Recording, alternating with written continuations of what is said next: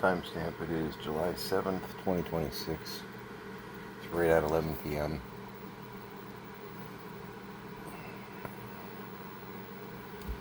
Today was kind of a mental health day for me, I think. I did a lot of, watching Doctor Who and sleeping. Started out with all the best intentions, but just kept coming back to nope. Some panic attacks here and there, just not into it.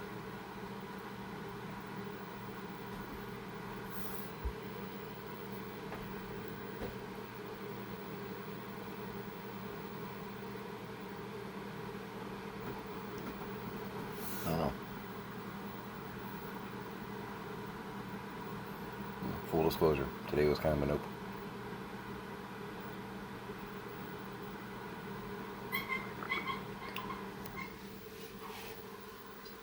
Health check wise,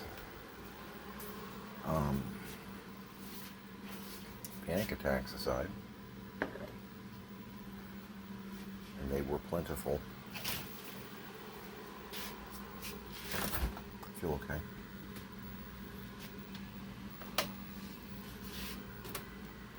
My brain's kind of racing in the background, but I couldn't even tell you what I'm thinking about. Just unfocused in general.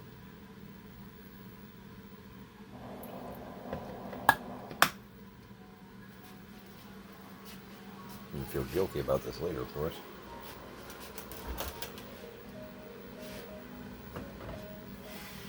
Did a few things here and there, but on the whole, not too much.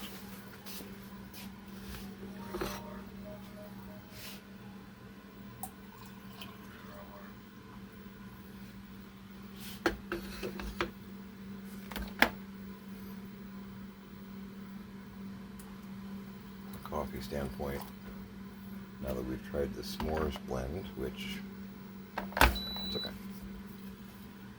Actually,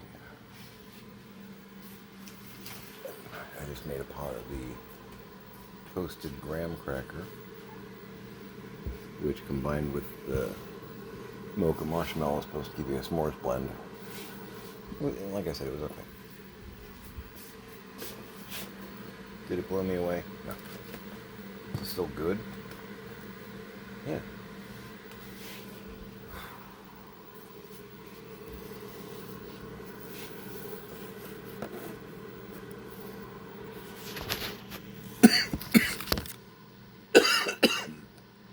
Okay, breathing spit doesn't work.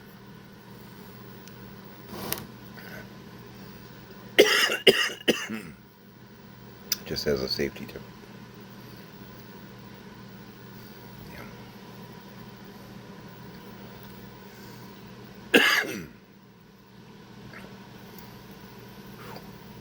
Been watching some financial videos here and there, because I know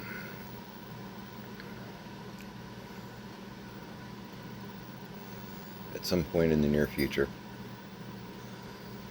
there we go, I'll be inheriting my parents' portfolio.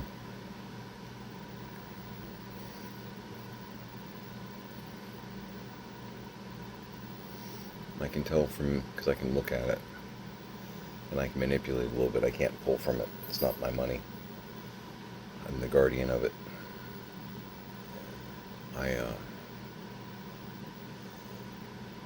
Looking at past transactions and whatnot, my mom handled all of it. My dad didn't mess with it. No, Sandy handles it.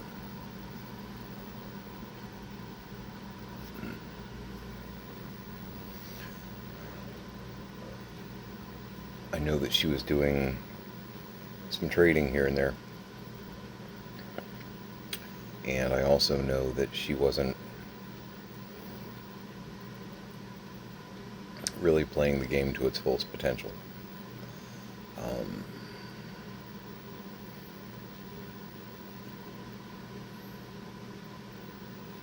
And I know, because I've been dabbling in it. I've got a very small portfolio. Very small portfolio. But watched a lot of videos and done some research here and there to try and figure out how does this thing work, you know. Like, I know my mom, and I know this because 3 years ago, she initially was telling me, you know, hey, we've got this going on, and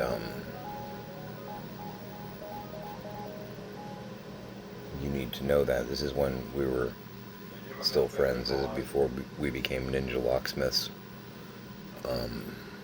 She said, you know, we've got a portfolio, and you need to know that because you're going to be managing it one day. And you know, I've done a lot of investing, and she's done a lot of investing, and some of them were really good calls, and some of them were, oh my God, why'd you do this?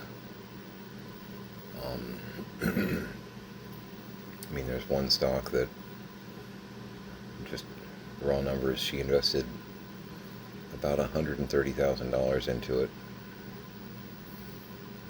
And while the company still exists, the stock right now is worth around $4,000.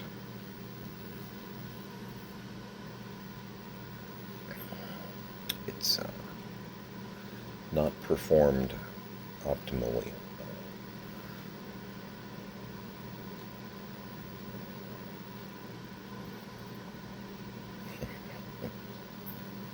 I don't want to hear anything about my bad financial choices.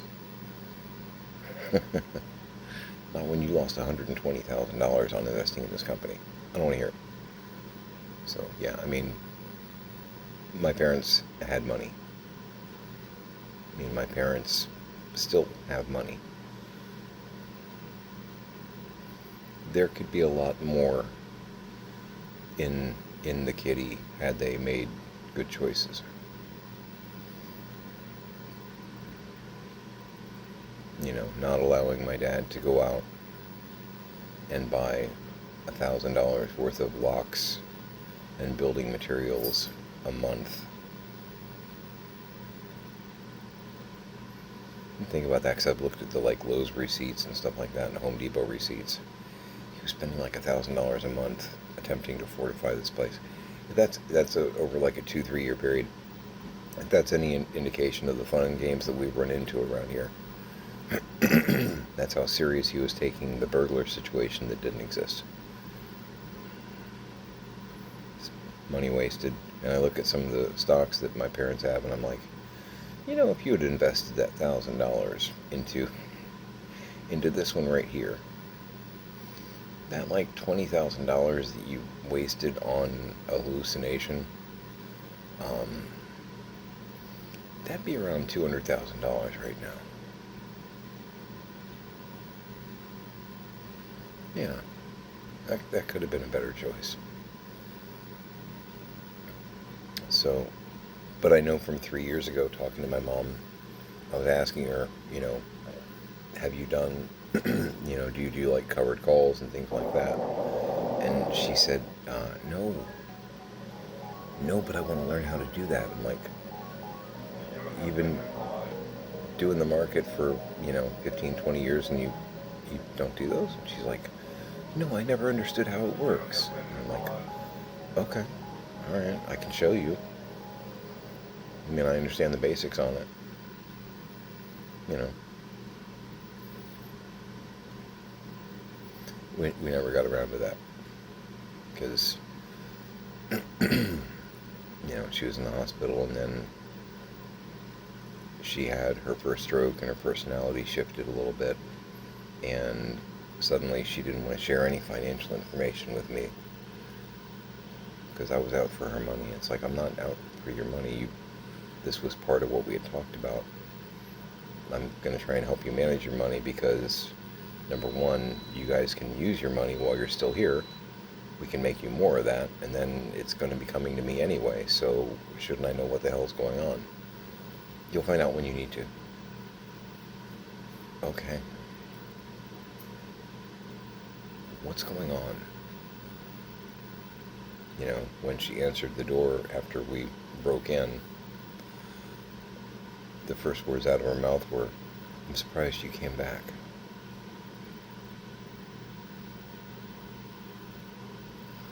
Yeah, you gave us a couple days off. I was worried about you. I'm out trying to, because at that point my phone, the battery was swelling.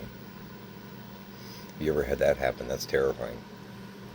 I showed her my phone. I'm like, I'm out getting a new phone before this one explodes in my hand. And I hadn't heard from you in a couple days. And I was concerned because, you guys aren't 20. Well, I'm just surprised you came back after what you did. It's like, what? What did we do? I do a lot of improv, but you're not giving me much to go on here. I'm willing to yes and or, no and redirect, but I don't know what the storyline is. Unlike these days, I at least knew that my character was still, Marcus the son, but not necessarily, not your cousin from Seaver. But yeah, no, I didn't know where we were going with that. But yeah, I've been playing around with I've been playing with their money.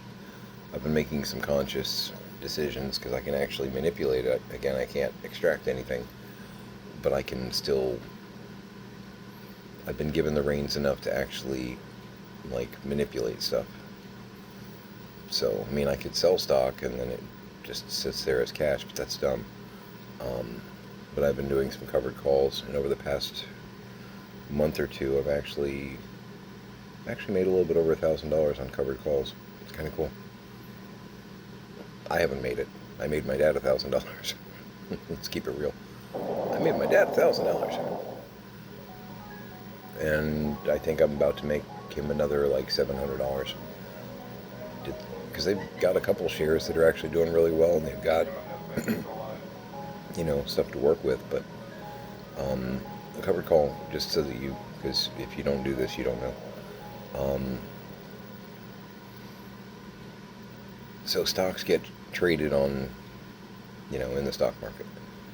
And in order to buy a stock, somebody has to be selling a stock or be willing to part with a stock, right? So a covered call basically says, we'll say that I have 1,000 shares of something. We'll call it, because my parents did a lot of metals investing, we'll call it ABC Mining. I've got 1,000 shares of ABC Mining. You can only do covered calls if you have 100 shares or more, because the stock market doesn't want to play around with, I have 2 shares I'm willing to sell. They don't want to play with that. They want you to be able to walk in and say, I have 100 shares, because that gives them a lot more leeway to work with. So I've got 1,000 shares of ABC Mining. Back twinge. And I say, right now the stock is worth $20 a share. Okay.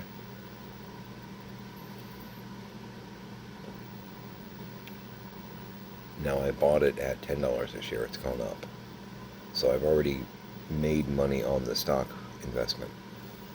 But because it's gone up also, I don't necessarily want to sell it, because it could go up more. But I say, well, I'm willing to sell 100 shares of my 1,000 if the price goes up to $25 in the market. So I basically tell my broker, I've got 100 shares I'm willing to put on a covered call at $25. Which means if somebody comes up in, the stock market, it goes from 20 to 21 to 23, 25. Now my 100 shares can be sold if people want to buy them. If I sell them, which I did actually sell a couple hundred shares of something, but it was at a profit. It was something that they had bought for $12 a share, and we sold it at, I think, $20 a share. So we made $8 a share profit, capital gains. And then I'm going to try and rebuy the shares at $12 again, because the stock market gets very wibbly wobbly.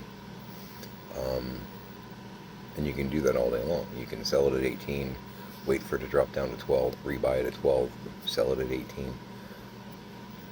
That's part of the game of covered calls. But in this other scenario, I've basically given my broker 100 shares and said, only sell it if it goes to $25. And then you can sell it if you need it.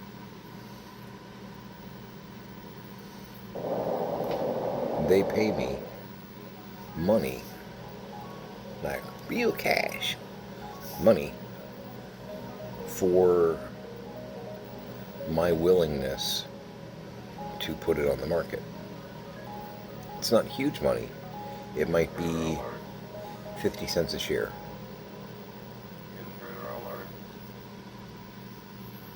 You know, and I'm putting it up for like 2 weeks. For the next 2 weeks, if it goes to $25, you can sell this share. And they say, okay, we're willing to give you 50 cents a share for doing that, just to give us the option of having product to be able to sell to a consumer if they want it. So I make 50 cents per share, 100 shares. So they basically give me $50 as a way of saying thank you for giving us a product that we can sell if we need it.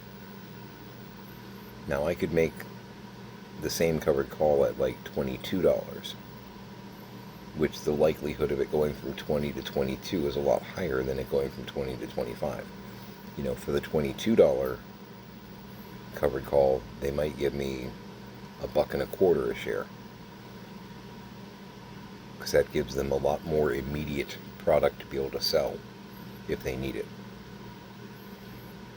But also the chance of me selling it is greater too, because it's going to be easier to go to 22 than 25, right? Math. And if I do sell it, I also do get the full sale price. And if the 2 weeks goes by and the price never goes up to 25, or even if it does go up to 25, but they sell other people's, because I was in line to sell mine, they sell other people's and never get around to selling mine, and then the stock drops back down again, I still keep the $50. So with covered calls, you can actually make money without ever actually selling or buying a stock. If you've got the 100 shares, or 200 or 1,000 or 5,000 or whatever, you can actually make money just because you offered to sell it. Which to me it seems almost criminal. You know what I mean? It's like you're basically letting someone borrow it. They're paying you, and then if they can't sell it, they give it back to you, plus you still keep the money they paid you to borrow it. It's like sorcery. But it's a covered call. It's a legitimate stock market thing, man. If you're working the market, being a player. But yeah, I've made my dad, to date, and I've been doing this for 2.5 months. About 2.5 months. Made him probably just under $2,000. It's kind of wild, kind of cool. And it doesn't require a whole lot of, like, it's some clicks, basically, you know what I mean? Assigning figures and stocks and stuff like that. But yeah, no, I've made his account probably about $1,800, somewhere there. Maybe 19. The cool side of that is, when I do actually have the reins, like fully reins, and again, not wishing my dad to die, really not, but I also know that day's coming. It's a weird anxiety peace place that I'm in after this 3 years of roller coaster.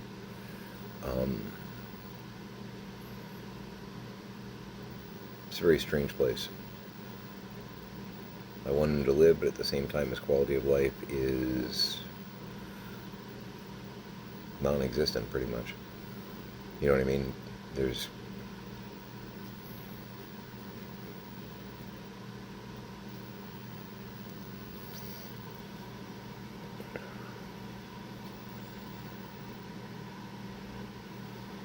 a weird place. Um,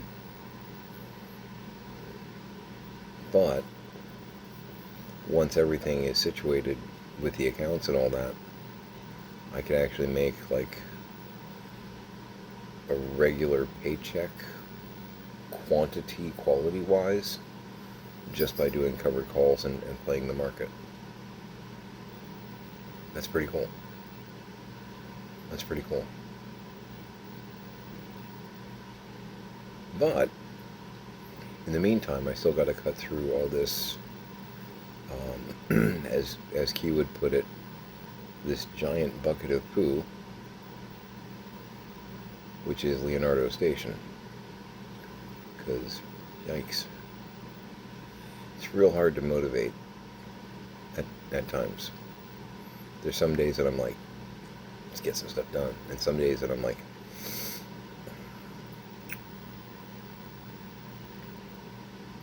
let's see what Peter Davison was doing in 1981. Oh, Black Orchid. Let's watch that.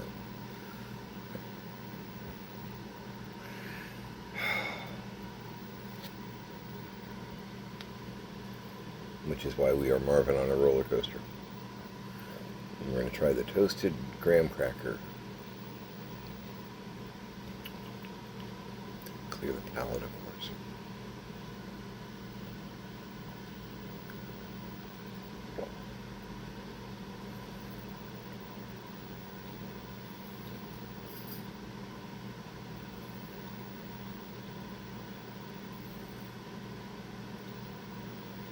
Not bad. Not bad.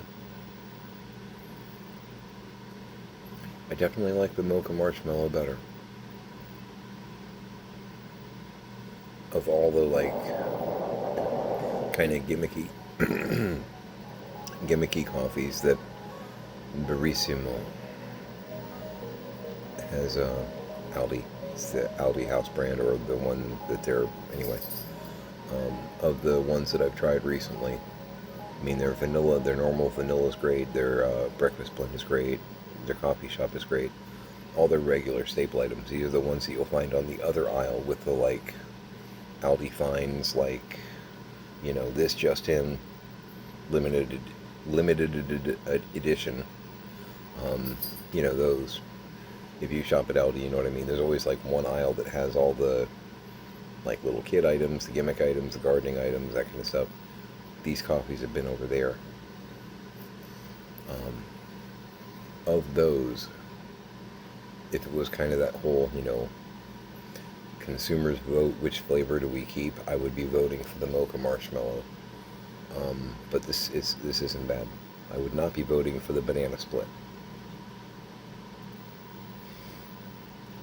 And I guarantee neither but Tiny. Very rarely does Tiny spit out coffee. That one, however, exceptions were made. I mean, the sink was used. It wasn't like on the floor or anything like that. And we don't actually have a spittoon in the house. We should look to that, right? But yeah, it went in the sink twice.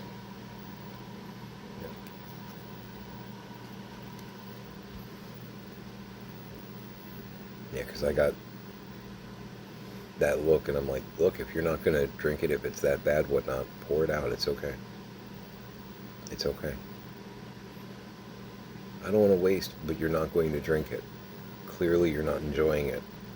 And I had a cup as well, and I was like, I'm finding it tolerable. So, if you feel the need to spit it out and wait for the next pot to get generated, which will not be this flavor, that's okay. It's okay. It's okay. And now we know. But yeah, the toasted graham cracker, it's okay. It's okay. Is it amazing? No, I don't think so. But it's still good. Yeah, so far the mocha marshmallow, the mint chocolate chip's kind of fun and Nietzsche. Not Nietzsche. That's a different guy.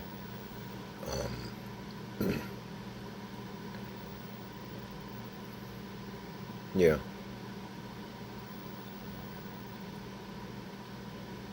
Yeah, if we're doing rank voting, I would say mocha marshmallow, then the mint chocolate chip. But that's also one that I don't think I could drink every day. Just as a every now and then, hey, let's try that. The mocha marshmallow, though,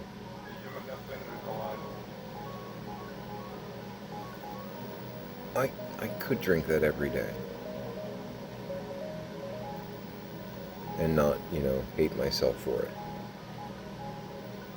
Yeah. Would I rather be doing the vanilla macadamia? Yes, I would. Because that coffee is amazing. That Kauai, that Hawaiian coffee brand, the vanilla macadamia. Oh, oh, oh. Very good. I love it. But I do wonder if I were to drink that every day, if it would lose its specialness or if it would always have that appeal. You know what I mean? That's why I like to change it up. Because I have a bag of it, and I do make some every now and then.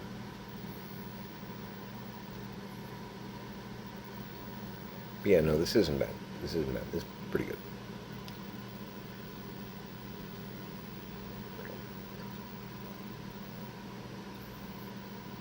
It's a 3-star. It's a 3-star. The mocha marshmallow, though, is 3.5, 4. For me. Still not sponsored, though. And nor do I expect to be.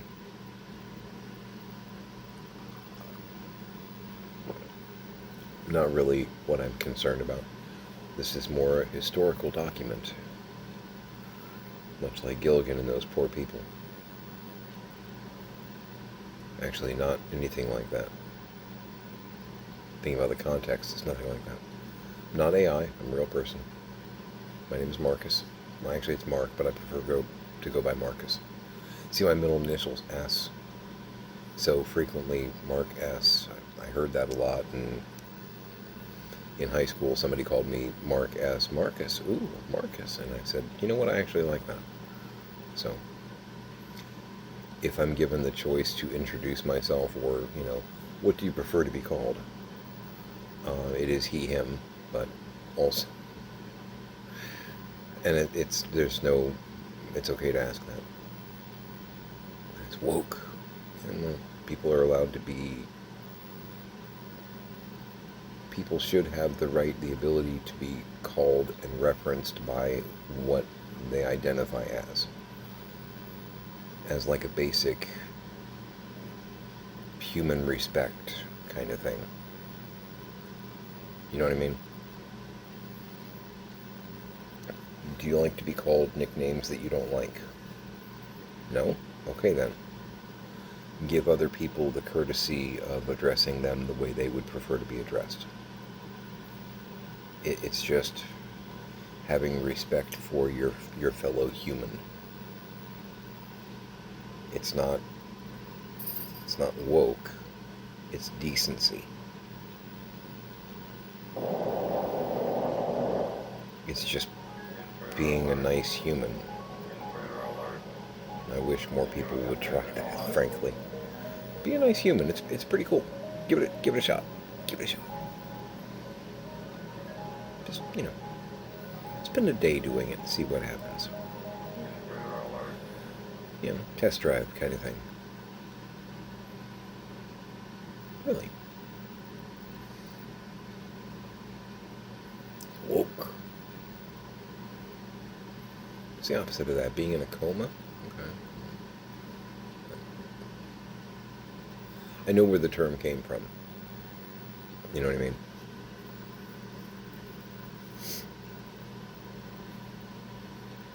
And it's legitimate because we're talking about, systemic racism and all that kind of stuff. It's real. I have quite a few friends who have actually been I have one friend, and he's actually a very good driver, but he has been pulled over. He's got a nice car. Um, he has been pulled over, I think, at least 4 times for driving while black. And one time, he actually spent the weekend in jail. I don't know whatever happened with his lawsuit, actually. Um, this was down in Manatee County. Um, the only charge that he was charged with was resisting arrest. Now,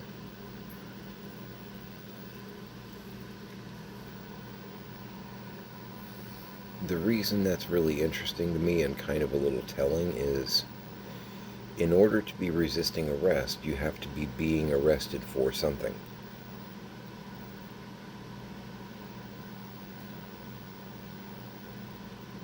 Right? So, you're resisting arrest. What was he being arrested for? He was resisting arrest. That makes no sense to me at all. That makes no sense to me at all.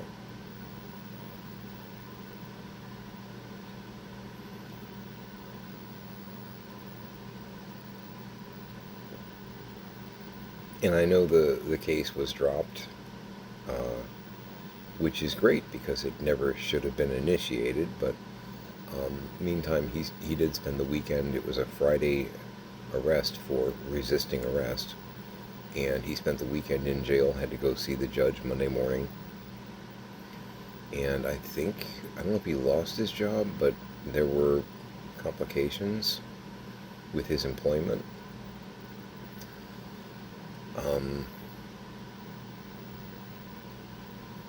But yeah, no, and I'm not going to mention his name, but yeah, he's been, I believe, pulled over and at least detained, arrested once for resisting arrest. And that, I know there was a little bit of public outcry. This is years ago, but there was a little bit of public outcry about, the main charge was driving while black, and then they tacked on resisting arrest. Yeah, there is systemic racism. He's got a very nice car. Very nice car.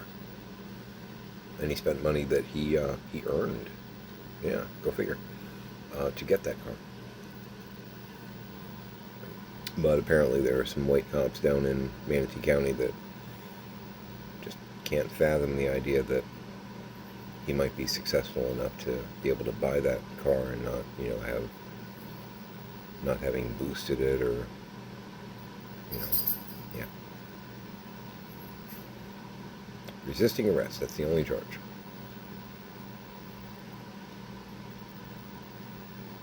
How does that work?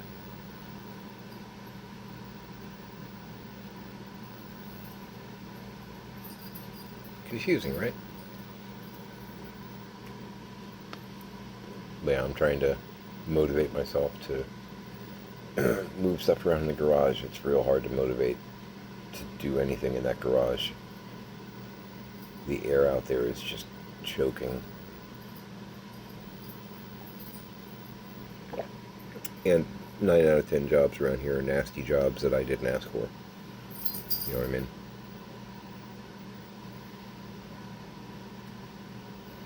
Fighting some anger and bitterness right now. A little resentment.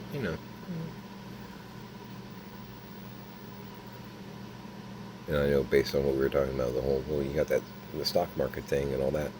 That's true. But I've also got a giant bucket of poo here that I begged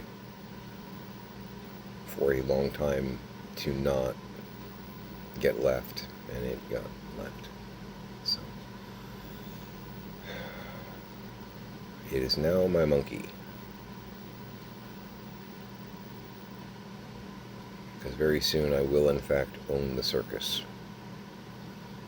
So every one of these monkeys is...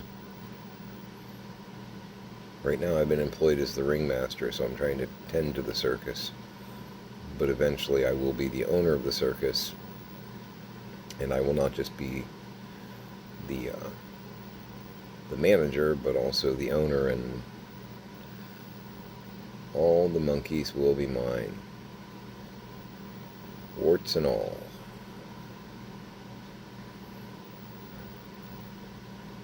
Yay!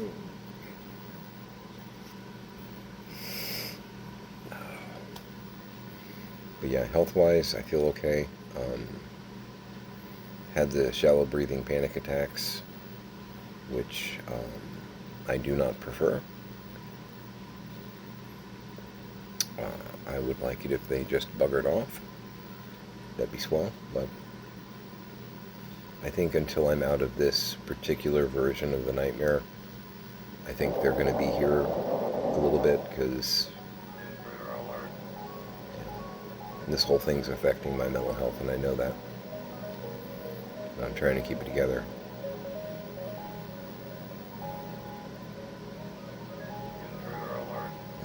It's one thing I was thinking about. I'm going to close after this just because I don't want to go like really long. This is a very, very exciting video, and I know that. Because one of the things that I do listen to in the background while I'm working is people do like Resident Evil safe room music loops and whatnot. I had this thought the other day of, Chris Redfield, getting to a safe room. Rebecca's there, fixes him up, whatnot. She's a medic, I'm not getting weird. And him just like sitting on the cot or whatever that's in that like first safe room that I'm thinking of in the Arclay Mansion. Sitting on the cot and going, wait a minute, this is a safe room. You know what? No. I'm not doing this. Nope. I kind of feel that way sometimes. Nope. Not gonna do it. You can't make me.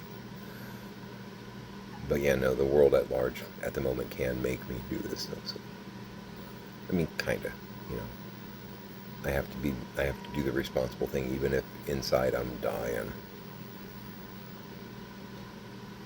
Because I'd much rather be crafting or performing or playing video games or whatnot. But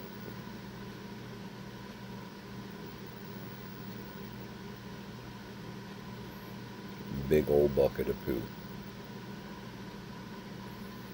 So I'll close there. With the toasted graham cracker, yeah, not bad. Having it in an amazing Marvin the Martian Six Flags mug, even better.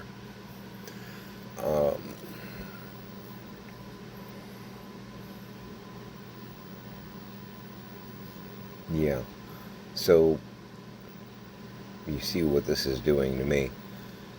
If you are a hoarder or a parent who has way more stuff than you need, because there's like 4,000 square feet when you add it all up. And don't worry, my parents managed to fill a lot of it. But with the workshop, the house proper, and everything, it's about 4,000 square feet of at least 3,000 of those square feet are nonsense. Don't do this to your kids.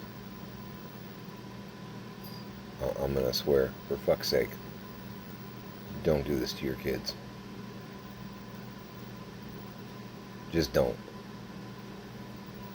Enlist their help. Get somebody, if you're too old to actually do it. Don't do this to your kids. It's not cool.